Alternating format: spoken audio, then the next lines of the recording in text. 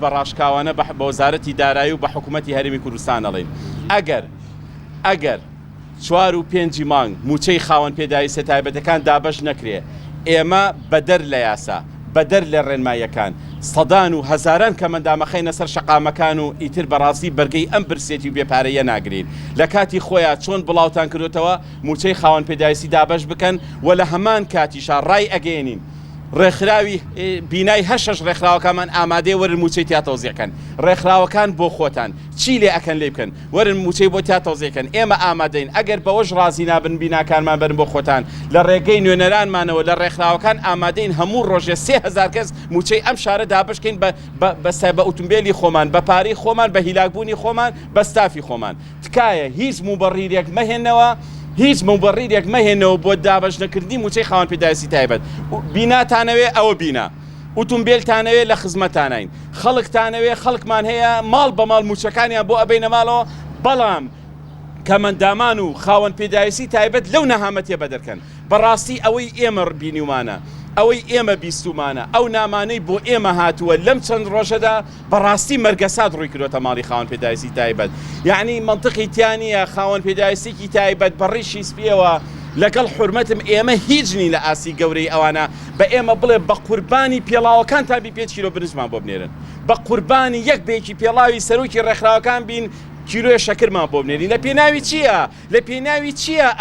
ئەم نەهامەتی و ئەم برسێتی ڕوویکردۆتە خاوەن پێداویستی تایبەت بۆیە داواکەم وەزارەتی دارایی وەزارەتی کار ئێمە میکانی ئەگەر ئێوە میکانیزمتانی ئێمە میکانیزممان هەیە بۆ جێبەجێکردن موچەی خاوەن پێداویستی تایبەت لە کات و شوێنی خۆیان بیدەن ئەمە یەک خاڵی دوو ئێمە هەر چاومان لە خێرخوازەکانە بەداخەوە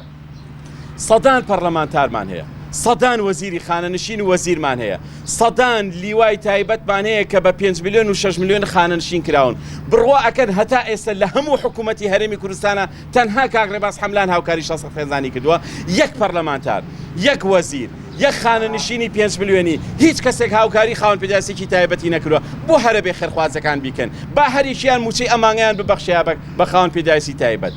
بۆ پێت خۆشە هەموو مانگێ 8 میلیۆن دینار وەربگری بەڵام بۆ پێت خۆش نییە ئەگەر پارەکەت ببەخشی بێ بە 200-300 خواردن بێ بە ماڵێکی خاوەن پێداویستی تایبەت و لە هەموو پەرلەمانتاری عێراقاکە موچەیەکی زۆر خەیاڵی وەرەگرن بەداخەوە تەنها ئاڵە تەڵەبانی هاوکاری چەند سەد خێزانێکی کەمەندامی کردووە هەر هەمووی تەلەفونەکانیان داخسۆ بە نامش تەلەفونیان بۆکەی نامەیان بۆ نێرن جوابمان نایانەوە بەداخەوە ئەمە بێ هەڵوێستیە و زۆرێکیش لەو دەوڵەمەنانەی کە لە ڕۆژی ئاساییە یەنە سەر تەلەڤیزیۆنەکان ئەڵێ ئێمە کەریمی عەلەکەین ئێمە واین پەندی پیرەمێردمان بۆێنەوە پەندی شاعیران و نووسەران و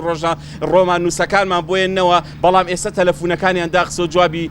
ئێمە نادەنەوە وەڵامی خەڵکی هەژار نادەنەوە ئینسانی مرد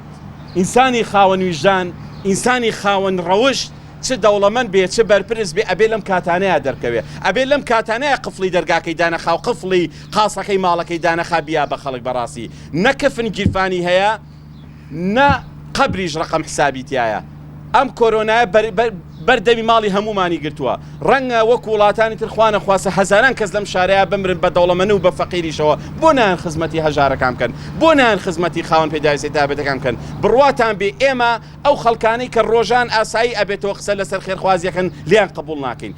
من خۆم یەکەم کەسم بە گژیان ناچمەڵێم تۆ ڕۆژانێک کە خەڵک پێویستی پێ بوو دەرگاکە و داخست بوو قاسەکە داخست بوو مۆبایلەکە داخست بوو ئێستەی باسی هاوکاری بۆ منەکەی ئێستەی شعر و ڕۆمانم بۆ خوێنیتەوە ئەڵێی منوام نەخێر